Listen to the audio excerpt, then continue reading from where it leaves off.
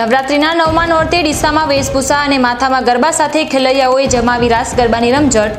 પાલનપુરમાં શેરી ગરબાની ધૂમ, ધાનેરાના અલગ અલગ વિસ્તારોમાં પ્રાચીન ગરબાનું થયું આયોજન।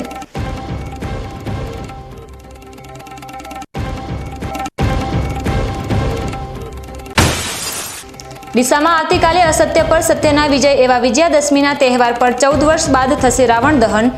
લોકોને રાવણ દહનનો કાર્યક્રમ બાળકો સાથે નિહાળવા માટે બીકે ન્યૂઝ ચેનલની પણ અપીલ।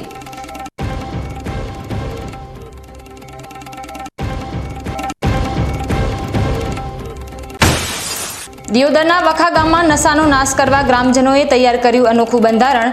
દારૂ વેચનાર, બનાવનાર અને પીનાર સામે દંડ સાથે પોલીસ કાર્યવાહી, જ્યારે માહિતી આપનારને રોકડ પુરસ્કાર આપવાનો કર્યો નિર્ણય।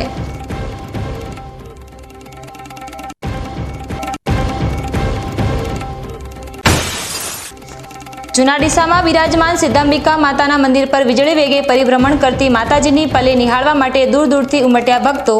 પલ્લે સમયે જોવા મળ્યો ધર્મ અને આસ્થાનો અદ્ભુત સંગમ।